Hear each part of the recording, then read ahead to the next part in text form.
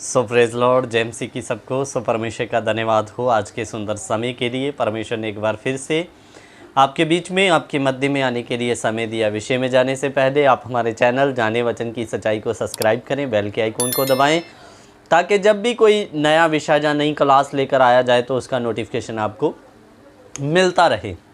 सो मेरे प्यारों, आज का भी जो हमारा विषय है ये बाइबल में से एक वो आयत है जिस पर बहुत लोग अलग अलग व्याख्यान या अलग अलग बातों को लेकर बताते हैं मेरे प्यारों।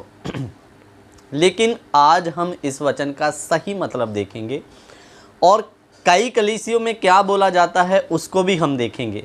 सो विषय को लास्ट तक देखें, बीच में स्किप ना करें ताकि आपको भी बाइबल का हर बात का ज्ञान हो सके।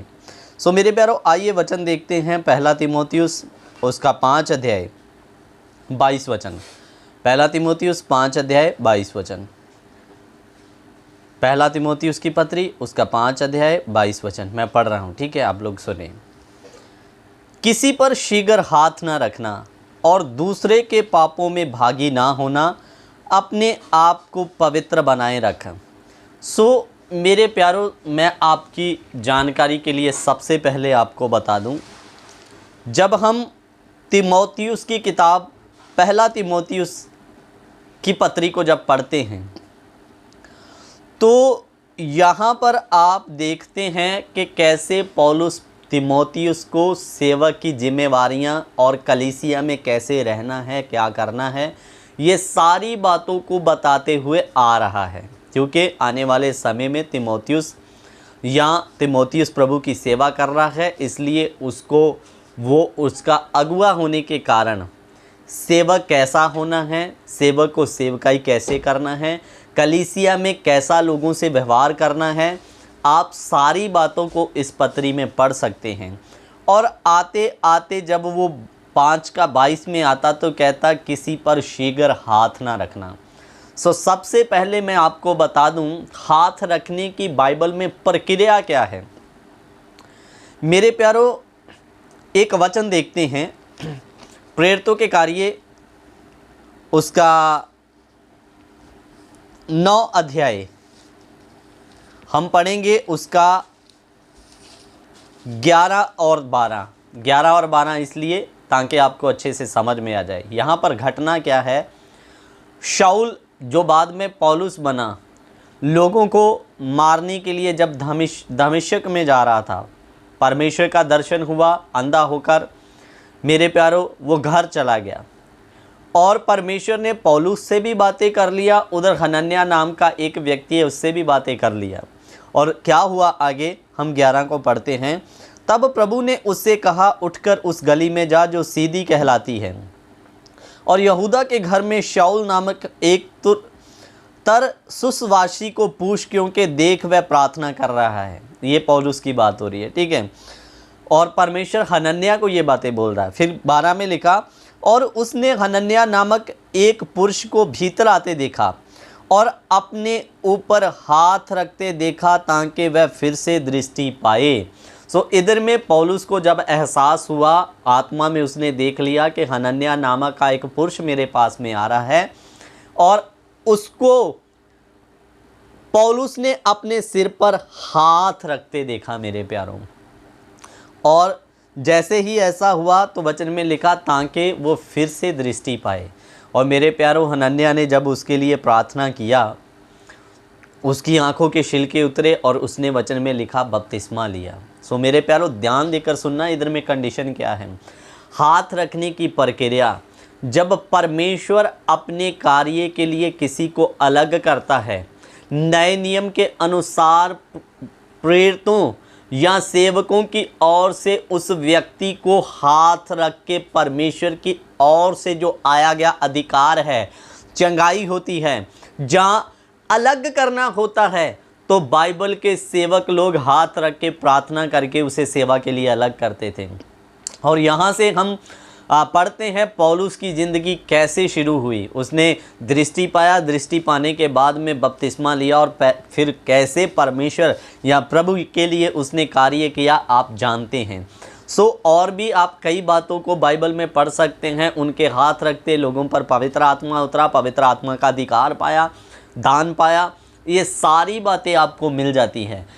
इधर में परमेश्वर का दास पौलुस तीमुथियुस को कह रहा है, तुम किसी पर शीघ्र हाथ ना रखना। ध्यान देना मेरे प्यारो, सेवकाई कोई छोटा कार्य नहीं, बहुत बड़ी जिम्मेवारी है। इधर में पौलुस का कहने का मतलब, जब तुम सेवा के लिए किसी को अलग करें, आत्मा की अलग करें, या उसको इस अधिकार को सौंपें या उसके ऊपर उत्तरदायित्व तुम सौंपें, तो शीघ्र किसी पर हाथ ना रखना। क्यों? क्योंकि मेरे प्यारों, सबसे पहले एक चेला ज्ञान पाया हुआ होना चाहिए, उसको हर क्षेत्र में नॉलेज होना चाहिए, हर एक ज्ञान होना चाहिए, ताकि आगे जाकर वो भी सिद्ध ज्ञान के साथ लोगों को सिद्ध कर सके। मेरे प्यारों, आज बहुत बार संस्थाएं क्या करती हैं, 6 महीने उनको स्टडी दिया, उनको कोई प्रैक्टिकल करवाया नहीं, उन पर हाथ रख दिए, चलो आज से तू, सर्टिफिकेट देकर बोल दिया आज से तू पास्टर बन गया। मेरे प्यारों, कितने लोग आज स्टडी करके आते हैं 3 साल, 2 साल, 6 महीने, और आज वो मेरे प्यारों सेवा के बीच में उनका जीवन आपको नहीं मिलता। मेरे प्यारों, वो दुनिया के कामों में लगे हुए हैं मेरे प्यारों। इसीलिए मेरे प्यारों, पौलुस इधर तीमुथियुस को कह रहा, शीघ्र किसी पर हाथ ना रखना। सबसे पहले उसके जीवन को जांचना, परखना, क्या ये अभी सेवा के लायक हुआ भी है कि नहीं। यहाँ पर सेवकाई के लिए अलग करने की बात हो रही है। हाथ रखने का मतलब सेवा के लिए अलग किया जाना, परमेश्वर के कार्य के लिए अलग किया जाना। जो परमेश्वर ने उत्तरदायित्व हम पर सौंपा, वो उत्तरदायित्व आपको सौंपा जाना, हाथ रख के आपके लिए प्रार्थना करके आपको अलग किया जाना। ठीक है, तो पौलुस का कहने का मतलब था शीघ्र किसी पर हाथ ना रखना, जब तक वो संपूर्ण चेला होने के लायक नहीं बना, सेवकाई के योग्य नहीं बना। आज हम किसी भी व्यक्ति को देखते हैं, ये चलो प्रभु में थोड़ा अच्छा है तो चलो इसको एक कलीसिया का जिम्मेवारी सौंप दो। नहीं मेरे प्यारो, जब तक वो वचन में गंभीर नहीं हो जाता, सिद्ध नहीं हो जाता, संपूर्ण नहीं हो जाता, तब तक सेवकाई की जिम्मेवारी मत सौंपना। आपको जब वो व्यक्ति सिद्ध हो जाएगा, पवित्र आत्मा अगुवाई करेगा, अब इसको सेवकाई के लिए अलग कर, इस पर हाथ रख और इसको ये जिम्मेवारी सौंप करके। जरूरी नहीं वो सेवक की जिम्मेवारी, पवित्र आत्मा बताएगा इसको अभी चर्च में लीडर बनाना है, जहाँ इसको क्या कौन सी जिम्मेवारी सौंपनी है वो भी आपको पवित्र आत्मा सौंपेगा। उधर में जब 7 पुरुषों को सेवा खाने की सेवा के लिए चुना गया, तो वो भी सेवकों ने पवित्र आत्मा से अगुवाई पाकर उनको चुना, अभी सेवा की जिम्मेवारी नहीं दिया है। मेरे प्यारों, ऐसे जो हर क्षेत्र में निपुण पाया जाता है, आत्मा आपको अगुवाई करेगा, आप उसी पर हाथ रख के उसको सेवा के लिए अलग कर सकते हैं, ना कि अधूरे ज्ञान पाए हुए को। मेरे अजीज़ों, अधूरा ज्ञान पाया हुआ व्यक्ति खुद भी उजड़ जाएगा और जो उसके पीछे चलेंगे उनको भी पूरी रीति से वो बर्बाद करके रख देगा। मानकर चलिए आप उस दुकानदार के पास चले गए, आपका मोबाइल ख़राब है, जिसने मोबाइल की अधूरी जानकारी है, पूरी जानकारी नहीं है, आपने उसको बोला ये लो मोबाइल बना दो, तो मेरे प्यारों वो आपके मोबाइल को अगर उसको पूरी जानकारी नहीं है, खोल तो लेगा, लेकिन खोलने के बाद में अगर वो उसमें थोड़ा बहुत चलता भी होगा उसको भी बिगाड़ देगा। मेरे साथ में ऐसा हुआ है, मैंने एक दुकानदार को मोबाइल दे दिया, उसको ज़्यादा जानकारी नहीं थी, अभी नया नया था, तो मेरे प्यारों उसने उसको बनाने की बजाय उल्टा और बिगाड़ दिया। एक और उदाहरण देता हूँ, मानकर चलिए आप उस ड्राइवर की बस में सवार हो गए जिसको पूरी ड्राइवरी नहीं आती, बस ड्राइवर के साथ साथ पूरे लोगों के जीवन को खतरा आ जाएगा जो उस बस में बैठे हैं। मेरे प्यारों, इसी रीति से सेवा कोई छोटी बात नहीं है, बहुत बड़ी जिम्मेवारी है। किसी ने 2 महीने वचन सीख लिया या 6 महीने आपके चर्च में आ गया, आपको लगा ठीक है ये अब, लेकिन जब तक वो पूरी रीति से सेवा के लिए गंभीर नहीं, उसको हाथ रख के कभी सेवा के लिए अलग ना करना। इसीलिए वचन में लिखा कि तुम शीघ्र किसी पर हाथ ना रखना। और लोग इसके बारे में क्या कहते हैं, मैंने कुछ लोगों के वचन को सुना, तुम शीघ्र किसी पर हाथ ना रखना। अगर उसके जीवन में कोई दुष्ट आत्मा है, अगर आप पूरी रीति से समर्पण या सामर्थ्य से नहीं बने, तो उसके अंदर का दुष्ट आत्मा निकल के आपके अंदर आ जाएगा। ऐसा भी लोग इस पर व्याख्यान करते हैं, ऐसा व्याख्यान नहीं मेरे प्यारों। आपको परमेश्वर ने दुष्ट आत्माओं को निकालने के लिए अधिकार दिया। हाँ, समर्पण पवित्रता ही होना जरूरी है। मेरे अजीज़ों, अगर आपके अंदर पवित्रताई और परमेश्वर का वचन है, मसीह के सिद्धांत है, आप 10 दुष्ट आत्मा के लिए भी प्रार्थना करोगे, वो उसके अंदर से निकल के आपके अंदर नहीं आएगा।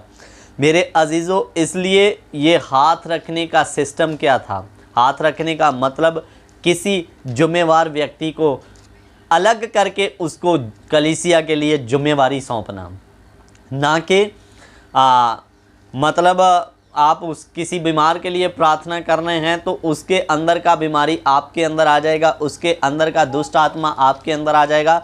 बहुत सारे लोग ऐसा वचन बता के बोलते हैं, इसलिए वचन में लिखा तुम किसी पर हाथ ना रखना। आगे भी हम इस वचन को देखते हैं, ठीक है। आगे क्या लिखा? किसी पर शीघ्र हाथ ना रखना और दूसरों के पापों में भागी ना होना, अपने आप को पवित्र बनाए रखना। अब इसका मतलब क्या है? इस बात को समझने के लिए आपको यूहन्ना की पत्री में आना पड़ेगा। पहला यूहन्ना की पत्री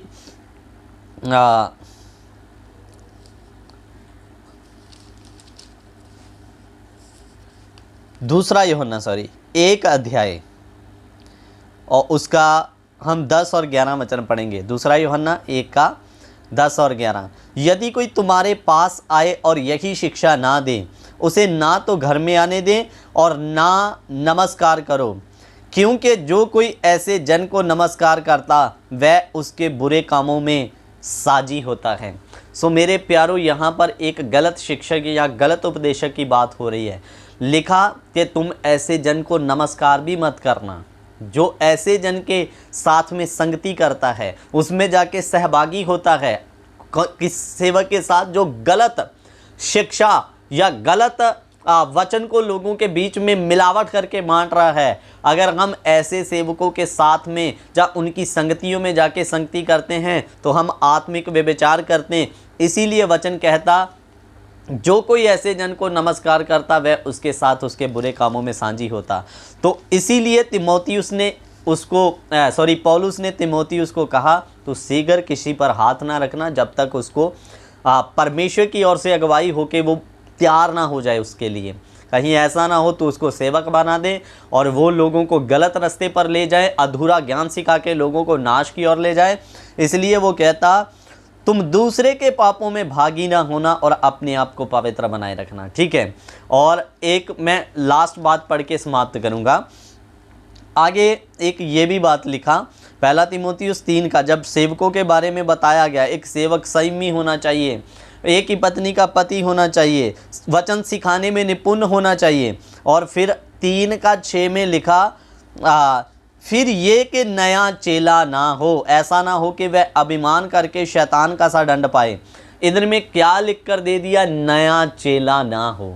इसका मतलब नया चेला ना हो का मतलब समझना, जिसको अभी कुछ ही दिन प्रभु में आए हुए आपके अनुसार, अभी आपको आत्मा ने अगुवाई नहीं की, आपको लगा कि ये चेला बनने या पास्टर बनने के लायक है, वो अभी वचन में पूरी तरह से निपुण हुआ ही नहीं, आप उसको पास्टर का जिम्मेवारी दे दो।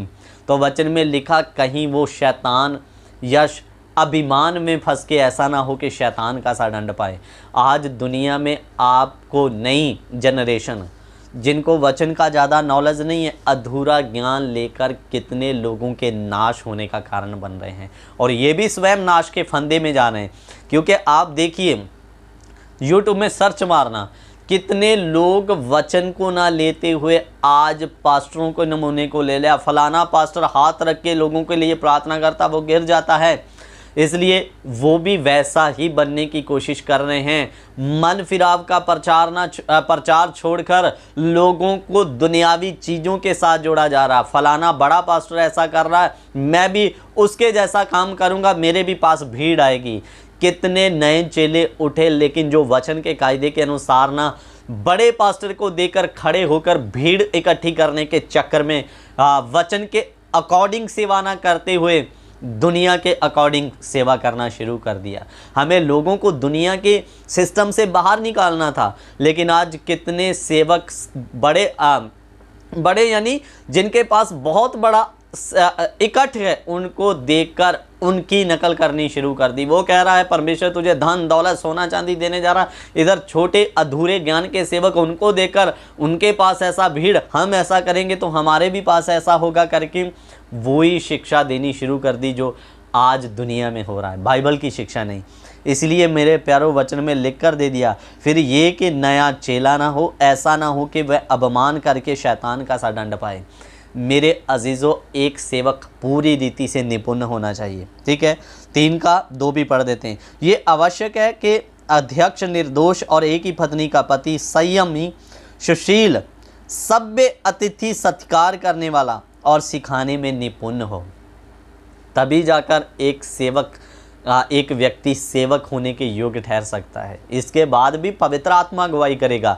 कलीसिया और सेवक लोग फिर आपको हाथ रखकर प्रार्थना करके आपको उस सेवा के काम के लिए अलग करेंगे। सो मेरे प्यारों, शीघ्र किसी पर हाथ ना रखने का मतलब उसके अंदर का दुष्ट आत्मा आपके अंदर आ जाएगा, ये नहीं। वो सेवकाई के लिए अलग करने की बात वहाँ पर हो रही है कि कोई भी कुछ 4 दिन चर्च में आ गया तो उस पर तुम हाथ रख के प्रार्थना ना कर देना कि तुम आज की सभा या आने वाली इस गांव की कलीसिया तुम चलाओगे। जब तक उसे पूरी रीति से ज्ञान नहीं हो जाता, वो सेवकाई के लिए निपुण नहीं हो जाता, आत्मा आपको अगुवाई नहीं करता, तब तक उसको सेवा के लिए अलग ना करें, उसको हाथ रख के उस जिम्मेवारी को ना सौंपे। सो मेरे प्यारों, मैं आशा करता हूँ ये अच्छे से वचन आपको समझ आ गया होगा। प्रभु आप सबको आशीष और बरकत दे। सबको जय मसीह की। God bless.